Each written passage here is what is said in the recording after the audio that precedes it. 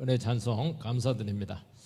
오랜만에 우리 성도님들 한 자리에 이렇게 보니까 그 자체로 얼마나 기쁘고 감사한지 할렐루야가 나옵니다. 우리 같이 할렐루야 하겠습니다. 할렐루야. 감사합니다. 주님 승리하십니다.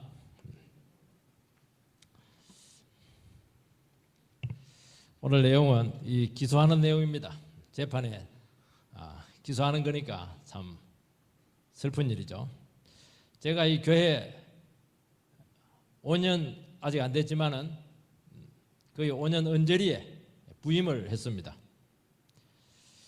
그때 저희 교회가 속한 그 노회 책임을 맡은 목사님께서 이런 말씀을 하셨습니다. 내가 노회장으로 1년 동안 있게 되는데 산하 지교에 아무 일도 안 일어났으면 좋겠다. 교회 분쟁이 일어나게 되면 결국 노회에 올라오게 되고 내가 어쩔 수 없이 관여하게 될 텐데 안 된다는 것입니다. 교회 문제는 너무 골치 아프고 해결점은 없고 끝없는 싸움의 연속이다. 연루되지 않고 싶다. 그 전에 노예가 고통을 많이 당했거든요. 그런데 그분도 결국 그 교회 문제를 피해갈 수가 없었습니다. 제가 이 말씀을 하시는 이유는 지금 유대 나라의 총독으로 와 있는 이 빌라도의 심정과 똑같기 때문입니다. 빌라도는 하필 예수님이 십자가에 달릴 때 그때 책임자로 있었다는 것입니다. 로마 산하에 있는 많은 나라들이 있는데 식민지가 있는데 제일 골치 아픈 나라가 유대입니다. 말을 안 들어요. 만약에 여기서 문제가 생기게 되면은 빌라도는 정치 인생의 끝입니다. 그러니까 한 10년 언저리 가까이 총독 노릇을 했는데 그는 유대 사회를 통치를 하면서 어떻게 하든지 아무 일이 일어나지 않게 되기를, 평화가 깨는 일은 절대로 일어나지 않게 되기를 정말 학수고대한 그런 사람이었습니다. 그리고 유대 문제는 어떻게 하든지 연루되고 싶지 않았던 것입니다. 그게 인간의 뜻대로 되겠습니까? 골치 아픈 나라일수록 더 골치 아픈 일이 생길 수밖에 없다는 것입니다. 근데 그의 발목을 딱 잡고 늘어진 게 뭐냐니까 바로 이 예수의 문제였습니다. 피해갈 수가 없게 되었던 것이죠. 어떤 방법을 해도 못 피해가는 겁니다. 이게 그를 막 너무 힘들게 했던 것이죠. 왜냐하면 그도 주님 앞에서 한 죄인이었기 때문이죠. 정치적으로 아무리 해도 안 되는 거예요. 왜냐하면 죄인이니까. 죄인은 기소를 당해야 되는 것입니다. 첫 번째는 총독에게 예수를 왜 종교 지도자들이 굳이 넘겼는가 하는 그 이유입니다. 28절 상반절 말씀을 읽어보면 그들이 예수를 가야바에게서 관정으로 끌고 가니 새벽이라. 산헤드린 공회가 대제사장 가야바 집에서 모였습니다. 원래는 그 산헤드린 공회원이 있는데 국회가 있는데 얼마나 급했던지 대제사장 집에 모이게 되었고 예수님의 제목은 신성모독죄였습니다. 이스라엘 사회에 있어서 신성모독죄는 돌로 쳐 죽일 수가 있습니다. 세례요한 같은 경우는 참수형을 당합니다. 근데 새벽에 총독 관저로 예수님을 결박된 채로 데리고 와서 사형을 시켜달라고 요구를 합니다. 그 유대 지도자들의 입장에서 보았을 때 신성모독죄로는 부족했다는 것입니다. 그래서 반역죄로 소요죄로 기소해서 십자가형을 당하게 하겠다는 것입니다. 30절 31절 대답하여 이르되 이 사람이 행악자가 아니었다면 우리가 당신에게 넘기지 아니하였겠나이다. 빌라도가 이르되 너희가 그를 데려다가 너희 법대로 재판하라. 유대인들이 이르되 우리에게는 사람을 죽이는 권한이 없나이다. 빌라도 총독은 유대 지도자들이 왜 새벽처럼 일찍 와서 사건을 맡아달라고 하는지 이미 그는 다 알고 있었습니다. 왜냐하면 총독이니까요. 그래서 그들이 기소를 했을 때 이거는 나와 상관없다. 이거는 종교적인 문제니까 로마는 일절 산하에 있는 각 비식민지 국가의 종교 문제는 일절 관여를 안 합니다. 너희 종교 법대로 처리를 하라는 것입니다. 그렇게 하니까 유대 지도자들은 우리는 법적으로 사형권이 없기 때문이라고 그렇게 항변을 합니다. 그래서 유대 지도자들은 어떻게 하든지 예수님을 반역죄로 몰아서 십자가형을 당하게 하겠다는 것입니다. 왜냐하면 십자가형은 나무에 사람을 달아서 죽이는 것입니다. 이스라엘 백성들에게 있어서 나무에 달려 죽은 사람은 하나님의 저주를 받은 사람이다. 그래서 하나님의 저주가 성립이 되는 것입니다. 만약 너무나 인기가 높았던 그 예수님을 신성모독죄로 몰아서 투석형으로 죽이게 된다면 아니면 참수형을 하게 된다면 예수님은 의인의 고난이 될 수가 있습니다. 그리고 예수님은 이스라엘 백성들에게 있어서 참 선지자였습니다. 참 선지자로서 순교자의 죽음이 될 수 있기 때문에 죽고 난 후에 메시아 운동이 막 들불처럼 일어나게 될 줄을 그들은 알았던 것입니다. 그들은 인기가 없었어요. 만약에 예수의 죽음을 잘못 따르게 된다면 민중운동에 기름을 붓는 격이 될 수 있었기 때문입니다. 그래서 반드시 나무에 달아서 하나님의 저주받은 자로서 죽여야만이 신학적으로 이스라엘 백성들을 잠재울 수가 있었던 것이고 일거의 메시아 운동을 종식시킬 수가 있었던 것입니다. 굉장히 계산을 많이 한 것이죠. 이것은 무엇을 이야기하느냐 하니까 예수라고 하는 존재가 유대 사회에 또 종교 지도자들에게 얼마나 위협적이었는가 하는 것을 보여주고 있는 것입니다. 예수님은 등장하자마자 유대사의 기존 체제 자체를 뒤엎었습니다. 예수님은 규율도 안 지켰습니다. 이분은 랍비 자격증도 없습니다. 교사 자격증이 없는데 가르치는 겁니다. 이분은 학교를 나오지 않았어요. 합법적인 권위가 없는데 막 권위를 행사하는 겁니다. 이분은 어디 가든지 도발했습니다. 어디 가든지 논쟁거리를 만들었습니다. 그리고 문제 있는 사람들과 가까이 합니다. 금식해야 되는데 금식하지 않고 막 자취집을 막 다니는 겁니다. 안식일에 일하지 않아야 되는데 치료행위를 하는 것입니다. 장로들의 유전을 무시하고 막 배격합니다. 그러면서 어떻게 이스라엘 사회에 성경보다 전통이 우선될 수 있겠는가? 그렇게 막 비난을 하는 것입니다. 예수님의 주장의 논리는 딱 세 가지입니다. 왜 사람보다 규칙을 우선시하냐? 왜 도덕적인 순결성보다는 결례의식에 매달리느냐? 왜 사랑보다 율법을 문자적으로 지키는데 마음을 빼앗기느냐? 바로 이 주장이었던 것입니다.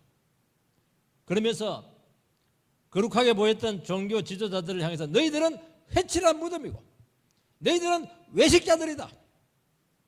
막 비난을 했습니다. 그러니까 지금 하늘 높은 줄 모르고 권위가 막 그냥 올라와 있던 그들의 모든 권위 자체가 막 훼손이 되었던 것입니다. 예수님은 스스로 나는 안식일의 주인이다. 나는 하나님 아버지를 알고 있고 나는 하나님 아버지하고 동등하다. 여기까지 막 주장을 하는 것입니다. 종교 지도자들 입장에 보았을 때 예수를 미워하는 것은 너무나 옳았던 행위였던 것입니다. 그의 가르침은 이단이었습니다. 그는 율법을 모독했어요. 성전을 깨뜨렸습니다. 가이사에게 충성하지 못하도록 사람들을 막 선동했습니다. 더 문제가 되기 전에, 손실이 오기 전에 당장 사역을 중단시켜야 했던 것입니다. 예수님께서 잡혀 재판받고 죽임을 당한 정치적인 이유가 충분했고, 신학적인 이유가 충분했고, 윤리적인 이유가 충분했습니다. 너무너무나 타당한 조치였습니다. 우리는 예수님을 십자가에 달려 죽은 것에 대해서는 인간들이 억지로 모함을 해서 막 달려 죽겠다 그렇게 하는데, 그들의 입장에 봤을 때는 너무나 당연한 것이었습니다. 법적으로 하등의 문제가 되지 않았던 것이죠.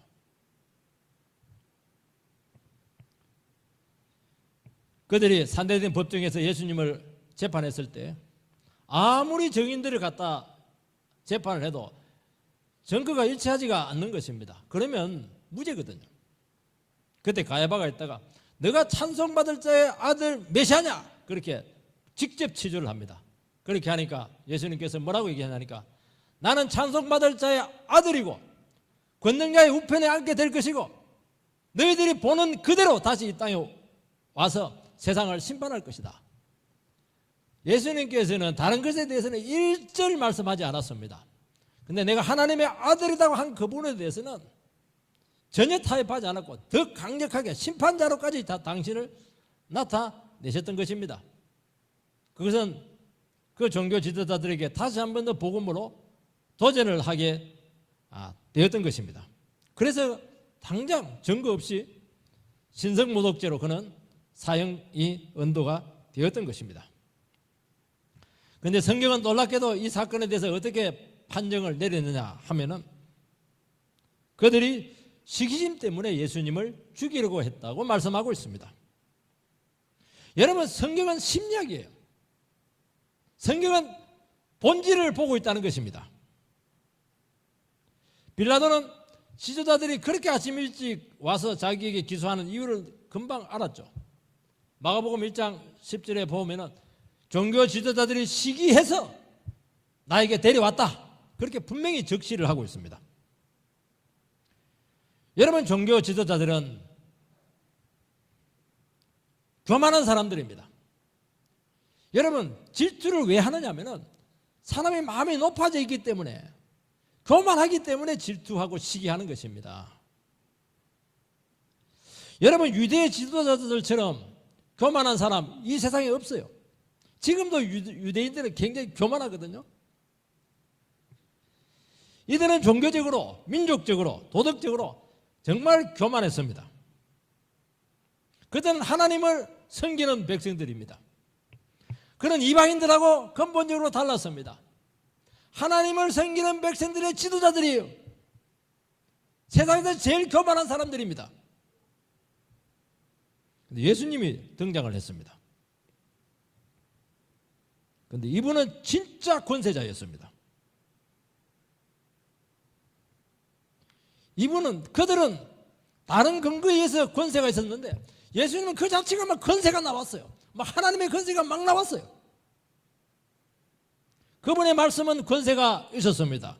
딱 들어보면 알잖아요. 이거는 인간의 소설이구나, 이거는 하나님의 음성이구나 하는 것이 들어보면 나오거든요. 그 말씀은 사람을 변화시켰고 그분의 말씀은 능력 그 자체였습니다. 그러니까 그들이 아무리 인기가 있고 아무리 권세가 높고 이렇게 할지라도 예수 앞에 서기만 하면은 너무나 초라해지게 되었던 것입니다. 그러니까 예수가 그렇게 위협적이었습니다. 그들이 가지고 있던 그 수많은 특권들, 백성들에 대한 그 지도력들, 그 하늘같이 높아졌던 그 자존심에 너무나 큰 상처를 주었습니다. 그래서 빌라도에게 넘겨준 진짜 이유는 신학적이고 정치적이고 도덕적인 근거가 그렇듯 할지라도 성경은 시기였다, 그렇게 판단을 내리고 있는 것입니다. 여러분, 예수님께서는 권세자입니다. 예수님 앞에 어떤 권세도 동조가 될 수가 없습니다. 예수님은 우리를 찾아오실 때도 권세자로 임할 줄 믿습니다. 제가 여러분들에게 설교를 하고 있지만은 이것은 강의가 아닙니다. 하나님의 말씀을 저를 통해서 권세 있게 여러분들에게 전거되고 있는 것입니다. 이걸 들어도 되고 안 들어도 되고 내가 선택할 수 있는 권한이 없는 거예요. 들어야 되는 것입니다. 안 들으면 책임을 져야 되는 것입니다. 들은 자로서의 책임을 가지고 있는 것입니다. 주님은 절대로 우리의 삶을 그대로 두지 않습니다. 간섭합니다. 우리의 프라이버시를 침해할 겁니다.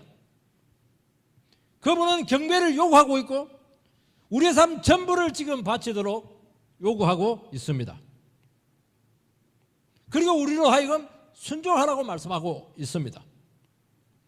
더 우리를 고통스럽게 하는 것은 스스로 죄인이다라고 하는 것을 이 시간 고백하도록 말씀하고 있습니다. 막 우리로 하여금 교만하다고 해요.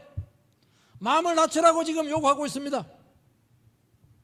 그러니까 마음에 막 분노가 일어나는 것입니다. 당신은 무엇인데 내 삶을 이래라 저래라 그렇게 할 수가 있습니까? 내 삶을 놔두세요. 내 인생은 내 것입니다. 예수님은 아니다. 너 인생은 너 거 아니라는 거예요. 왜 조용히 잘 살아가게 하지? 편안하게 잘 살아가게 하지? 직장생활 잘하고 결혼생활 잘하고 애 놓고 잘 먹고 잘 살게 하지? 왜 와서 이래라 저래라 하느냐고 지금 요구하고 있는 것입니다. 제가 전도를 이렇게 해보면 왜 굳이 예수를 믿으라고 하냐고, 그게 불만이라는 겁니다. 예수 믿는 사람들은 꼭 예수를 믿으라고 그러고 안 믿으면 지옥 간다고 그렇게 얘기를 하니까 기분이 안 좋다는 것입니다. 우리의 고민은 이겁니다. 내 인생인데 왜 내 인생을 내 마음대로 하지 못하게 하느냐는 것입니다. 자존심을 막 깎아내려요. 왜냐하면 우리 자존심은 대단하거든요. 우리도 세상에서는 대단한 사람들이거든요. 예수 앞에만 오면 아무것도 아니에요. 사장 죄인이에요. 선생님 죄인이에요. 국회의원 죄인이에요. 죄인은 똑같은 겁니다. 도리어 높은 자리에 있을수록 더 큰 죄인일 가능성이 굉장히 높아요. 하나님 말씀이 우리를 놔두지 않습니다. 안 들으면 상관없어요. 하나님 말씀을 듣는 바람에 이 하나님 말씀에 예수님만 믿으라고 하고 하나님 말씀 앞에 믿음으로 반응하게 한다는 것입니다. 반응하게 하지 않으면, 반응 안 하면 어떻게 합니까? 그 말씀이 지구 끝까지 쫓아갑니다. 우리를 굴복할 때까지 우리와 경쟁을 하신다는 것입니다. 그러니까 우리는 예수를 믿든지 굴복하든지 그분의 권세 아래 들어가든지 배척하든지 그분을 죽이든지 몰아내든지 둘 중에 하나를 할 수밖에 없다는 것입니다. 두 번째는 누가 진짜 죄인인가 하는 문제입니다. 28절 하반절에서 29절 말씀을 살펴보면 그들은 더럽힘을 받지 아니하고 유월절 잔치를 먹고자 하여 관정에 들어가지 아니하였더라. 그러므로 빌라도가 밖으로 나가서 그들에게 말하되 너희가 무슨 일로 이 사람을 고발하느냐. 유대인들은 총독 관제로 예수님을 결박해 와서 그들에게 총독의 인수인계를 하게 되는데 본부로 들어가지 않고 문턱에서 인수인계를 하는데 그 이유가 정결의식 때문이라는 것입니다. 왜냐하면 그날 오후 6시부터 유월절 잔치가 되기 때문에 부정해지면 잔치에 참석할 수가 없습니다.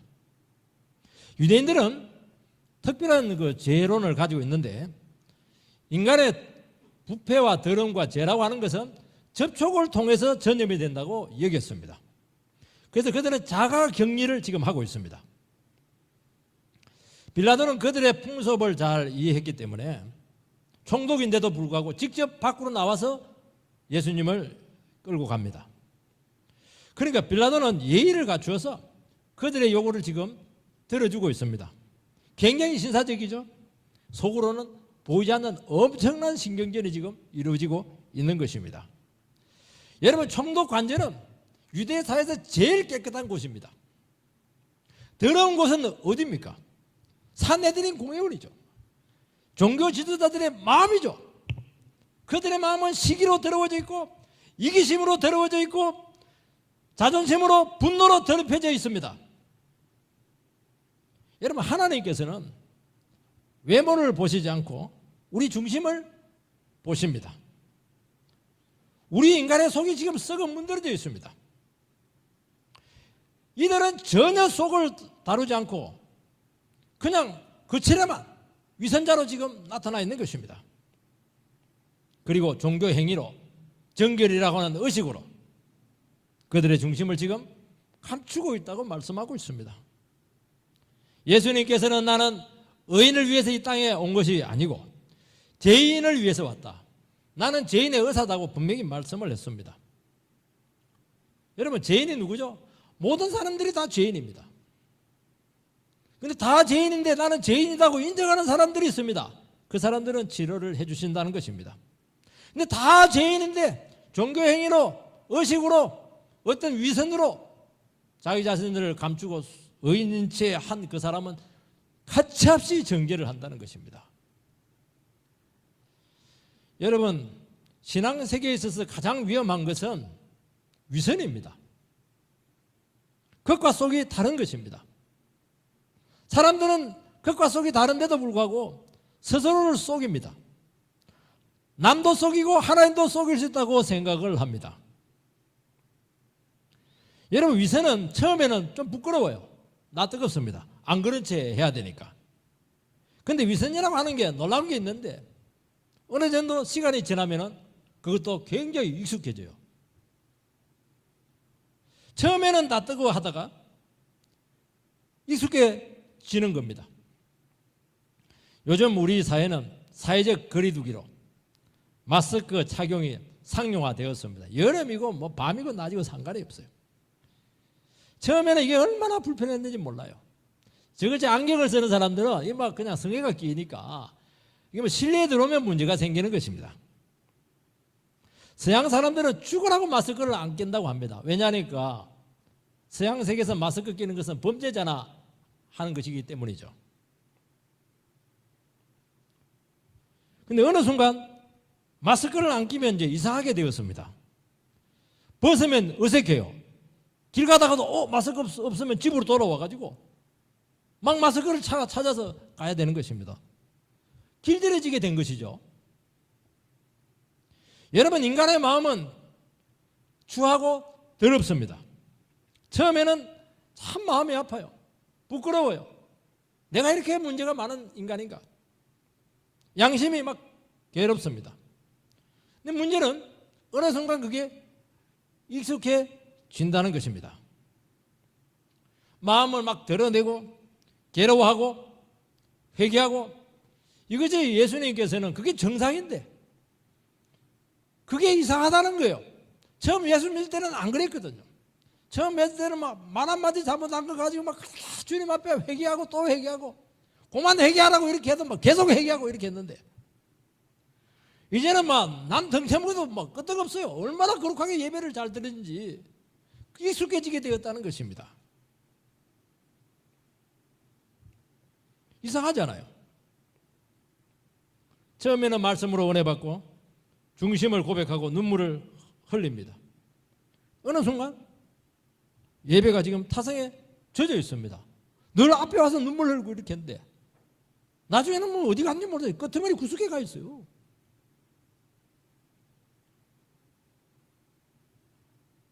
자기 마음의 부패를 두고 말씀 앞에서 지금 싸우지 않는 정결한 것입니다. 여러분, 기도하고 누구보다 그들은 모범적이었고 정말 가장 존경을 많이 받았던 사람들입니다. 우리 바리새인들이 이렇게 하면 막 욕하는데요. 그 당시 유대 사회에서는 바리새인은 5,000명 정도밖에 안 되는데요. 진짜 존경받았던 그런 인물들이에요. 예수님이니까 막 그냥 비판했죠.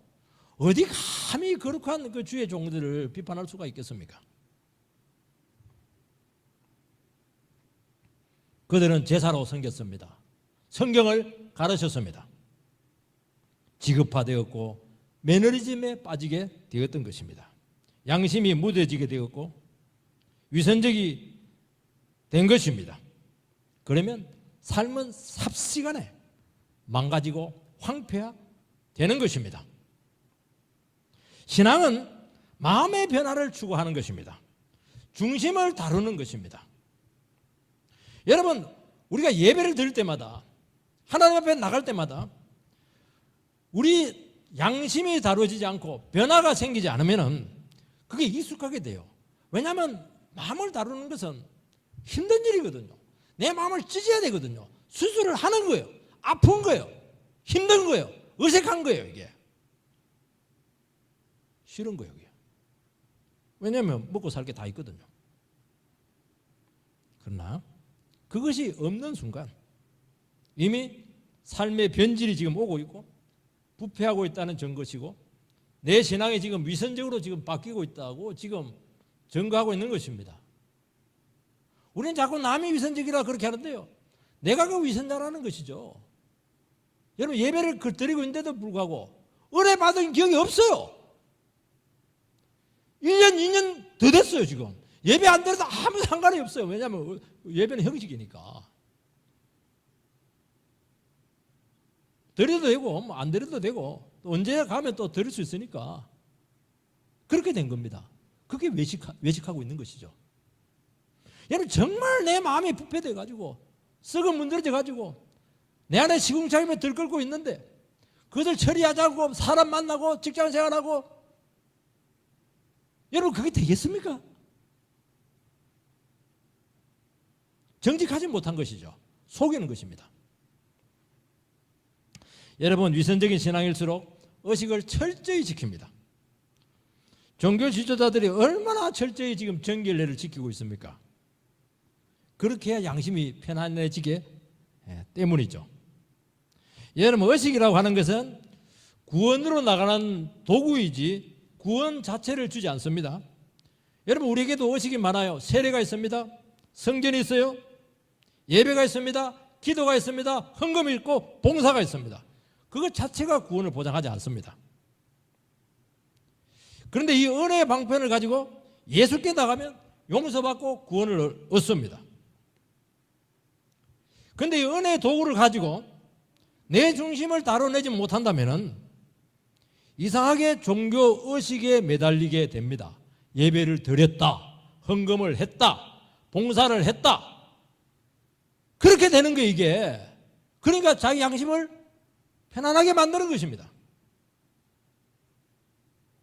여러분, 믿은 대로 살지 않는 분들이 의외로 교회 와서 더 열심히 봉사할 수가 있다는 것이죠. 사회에서 불이한 이익을 많이 남겼어요. 어떤 분들은 막 도박을 해서 돈을 막 땄어요. 판돈을 땄어요. 시비에 이조합니다. 그렇게라도 해야 양심이 편해지는 것이에요. 그러면서 의식은 공허해지게 되는 것이고, 의식 때문에 그 영혼의 신앙을 망친다고 말씀하고 있는 것입니다. 30절 대답하여 이르되 이 사람이 행악자가 아니었다면 우리가 당신에게 넘기지 아니하였겠나이다. 이 사람이 얼마나 정오가 묻어있고 혐오감이 나타나고 있습니까? 어떻게 하나님의 아들이 이 사람이 될 수가 있습니까? 이 사람은 우리와 다른 사람이기 때문에 죽어 마땅하다는 것입니다. 행악자라고 말씀하고 있습니다. 여러분, 행악자라고 하는 것은 법의 위반 여부를 떠나서 심성과 인격 자체가 사악하기 짝이 없는 인간이라고, 쓰레기 같은 인간이다, 그런 뜻을 가지고 있습니다. 여러분, 정식 법정에 기소를 하려고 하면은 증거를 가지고 제목을 적시를 해야 되는데 그게 중요한 게 아니에요. 이 인간은 쓰레기 같은 인간이기 때문에 처리를 해달라는 것입니다. 분노죠, 분노. 몹쓸 인간이라는 것입니다. 여러분, 정작 이 말을 드려야 될 사람은 누굽니까? 종교 지도자들이죠. 우리들이죠. 주님처럼 어려운 분이, 주님처럼 선하고 사랑이 많은 분 없습니다. 이거는 안 믿는 사람들도 인정을 해요.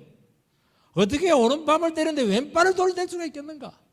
이거는 이 세상 어떤 도덕관에도 없는 거예요. 예수만 할 수 있는 것입니다. 병자를 치료합니다. 고통당한 자를 위로하시고 부상당한 자를 만지시고 고치시고 먹이시고 소망을 주고 자유를 주시는 분입니다. 예수님께서는 고통받는 영혼들을 두시고 함께 부둥켜 안고 우셨던 그런 분이셨습니다. 우리의 공경을 너무나 잘 아신다는 것입니다. 여러분, 우리가 죄인이고 행악자입니다. 우리는 추한 죄가 지금 막 묻어 있습니다. 여러분, 죄인의 특징은 뭐냐? 자기 죄를 못 보는 것이 문제죠. 그 자기 죄를 인정하지 않습니다. 이 세상에 문제없는 사람 누가 있어? 그래도 나는 보편적인 기준보다는 훨씬 더 나아. 넘어가는 거예요.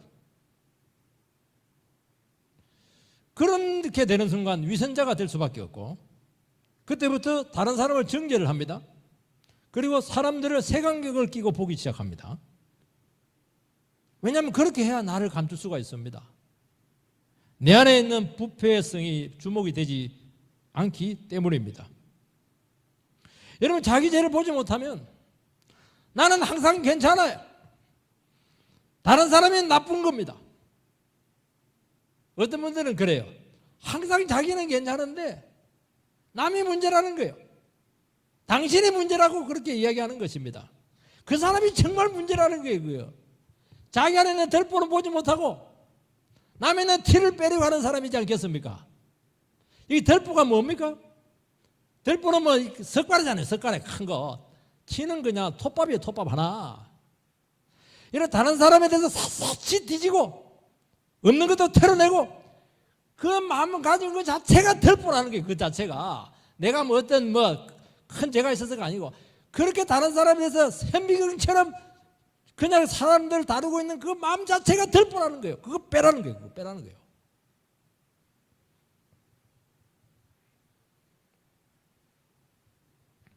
여러분, 우리가 겉과 속이 다르면 타인에게 가혹해집니다. 그 가혹한 엄격한 잣대를 자기에게 들이대야 되는데 그것을 타인을 향한다는 것입니다. 여러분, 이 시간 위선의 가면을 벗어야 될 줄 믿습니다. 그것을 벗을 수 있는 유일한 방법은 하나님의 아들로 오신 그분 인격 앞에 우리 자신들을 세우는 것입니다. 그분 앞에서 내 모습을 봐야 되는 것입니다. 내 자신이 보입니다. 내가 얼마나 부족하고 부패한 모습인가 하는 것이 주님의 깨끗한 인격적인 거울 앞에서만 드러난다고 말씀하고 있고 말씀의 거울 앞에서만 드러난다는 것입니다. 그러면 내 안에 덜보가 보이기 시작하는 것입니다. 주님은 행악자로 죽으셨습니다. 죄인이 받을 형벌을 대신 받으셨습니다. 인간의 추한 모습이 어려우신 주님 앞에서 적나라하게 드러납니다. 여러분, 인간의 죄가 하나님의 아들을 죽일 정도로 그렇게 치명적이었다는 것을 성경에서는 증거하고 있습니다. 여러분, 우리의 죄는 가만히 있는 것이 아닙니다. 쌓입니다. 그리고 그 죄는 반드시 형벌로 나타나게 되는데 죽음이죠. 죄는 반드시 영혼을 죽이는 자리까지 갑니다. 주님 앞에 가서 여러분들의 죄를 해결하지 안 하면 내 아를 죽이든지 상대방을 죽이든지 아니면 생물들을 죽이든지 개미를 밟아 죽이든지 개를 때리든지 반드시 영혼을 죽이는 자리까지 간다는 것입니다. 그게 문제라는 거예요. 내가 하나님의 아들을 죽일 정도로 그렇게 못쓸 인간이다 하는 것을 깨달고 나오면 용서하시고 어렵다 하시고 모든 죄를 문제 삼지 아니하시고 있는 그대로 받아주실 줄 믿습니다. 어느 누구도 더 이상 우리를 정죄하지 못합니다. 왜냐하면 하나님께서 나를 있는 그대로 다 받으시고 십자가 위에서 나의 모든 허물들을 다 해결을 했기 때문입니다. 그리고 하나님의 자녀로 우리는 받아들여지게 되는 것입니다. 하나님의 자녀가 얼마나 대단한 줄 아십니까?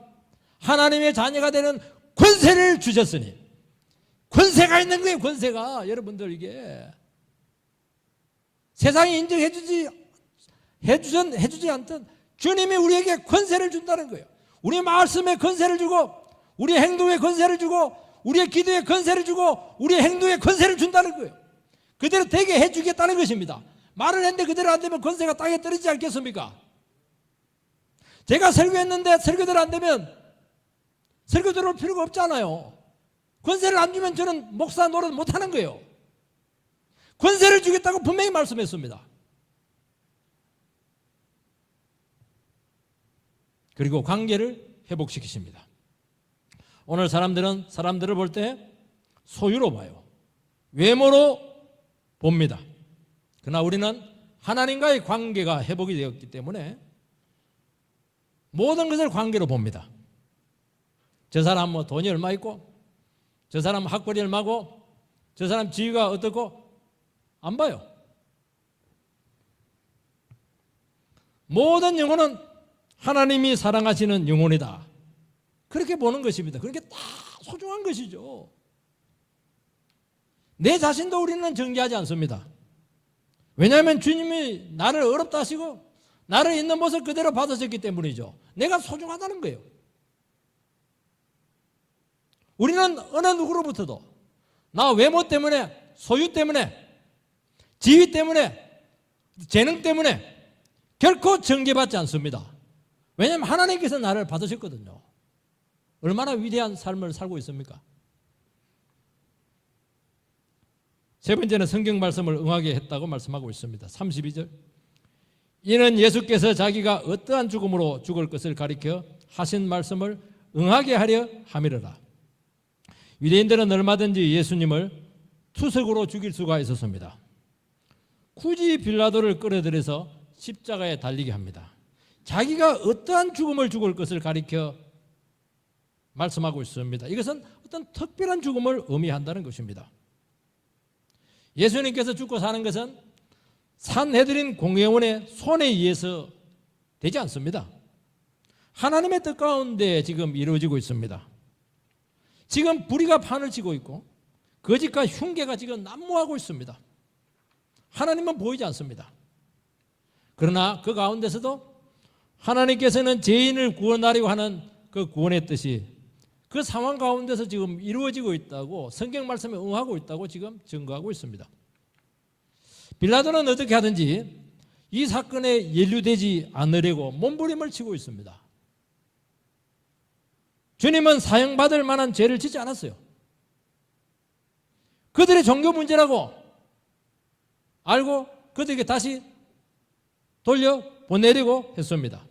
그러나 결국 그의 입을 통해서 예수 사형 언도를 내리게 되었던 것입니다. 지금 유대인과 빌라도와의 파워게임에서 지금 빌라도가 밀려버렸어요. 그들의 흉기에 지금 당했습니다. 얼마나 치밀하게 공격을 했는지 몰라요.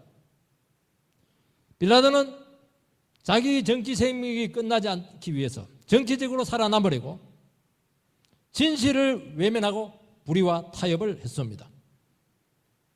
여러분, 우리가 진리에 헌신하지 못할 때 어쩔 수가 없어요. 누구나 마찬가지입니다. 빌라도와 똑같아요. 불의와 타협합니다. 나는 안 그렇지. 나는 배신 안 하지. 아이고, 그거는 그 상황이 안 돼서 그런 말을 하는 것입니다. 양심의 소리를 죽이고 비겁하게 타협을 하게 되는 것입니다. 여러분, 그렇게 예수의 사건에 연루되지 않으려고 몸부림쳤던 그 빌라도에게 무슨 일이 생겼습니까? 우리 오늘 예배 드릴 때 사도신경을 외우지 않았습니까? 빌라도에게 고난을 받으사 십자가에 못 박혀 죽으시고 전 세계적으로 예배 드릴 때마다 막 수천 수억 사람들이 지금 외우고 있는 거예요. 지금 어떻게 연루가 안 돼요? 지금 그것은 빌라도가 못된 인간이다 그 말이 아니고 예수의 십자가 사건은 역사적인 사건이라는 것을 증거하고 있는 것입니다. 그래도 참 불행하죠. 주님은 십자가형을 당합니다. 십자가형은 로마 반역 죄인만 다스리는 이방인들에게만 해당되는 사형입니다. 신명기 21장 23절에 보면 나무에 달려 죽은 것이고 나무에 달려 죽은 사람은 하나님의 저주를 받을 것입니다. 유대인들은 예수의 죽음을 저주받은 죽음이 되게 했습니다. 예수 운동을 영원히 이 땅에서 끝을 내리고 했습니다. 그건 자기들의 생각이죠. 하나님은 여전히 지금 살아계시고 예수의 운동은 여기 우리 이 자리까지 오게 된 것입니다. 여러분, 이분의 구원은 인류를 구원한 희생 제사였습니다. 주님은 끝까지 아버지의 판단 아래서 순환의 길을 감당하셨습니다. 십자가 죽음이 내 죄 때문이라는 것을 깨닫고 나온 영혼을 구원하시기 위해서입니다.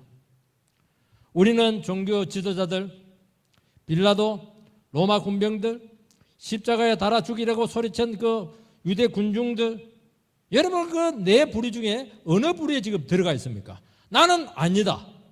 빌라도처럼 나는 발뺌하겠다. 발뺌 못합니다. 연루되게 되어 있는 거예요. 내가 죄인이잖아요. 나도 돌 던질 수 있는 거예요. 시기심으로 모함할 수 있는 거예요. 하나님을 거역할 수 있는 거예요. 그러니까 우리는 그 예수의 죽음에 대해서 책임 없다고 말할 수 없는 것입니다. 내가 죄인임을 알고 예수께서 내 죄를 다 행악자로서 감당했습니다. 나온 영혼을 구원하시기 위해서라고 말씀하고 있습니다. 오직 구원은 한 분에게만 돌아가야 합니다. 오늘 우리가 예배를 드리고 있고 찬송하는 이유는 바로 이분이 내 죄 대신해서 죽어주셨기 때문입니다. 이분이 진실로 우리를 사랑해 주셨기 때문입니다. 그 일을 하다가 들어버서 못 해먹겠다 이러면 우리는 끝난 거예요. 지옥 인생입니다. 오직 십자가만이 저주를 축복으로 바꿀 수가 있는 것입니다. 오늘 우리 시간, 우리 자신들도 구원받은 우리가 억울한 일을 당할 때가 참 많아요. 상처받아요. 찢깁니다. 저놈의 인간 잘못 만나가지고 내가 힘들어하고 있어요. 괴로운 나날들이 지속되고 있습니다. 그런데 그것이 누군가의 구원을 위한 하나님의 섭리일 수 있다. 받아들이시기 바랍니다. 그러면 우리는 예수의 죽음에 동참하는 것이고 우리가 작은 예수로서 이 땅에 구원을 가져오게 될 줄 주의 이름으로 축복합니다.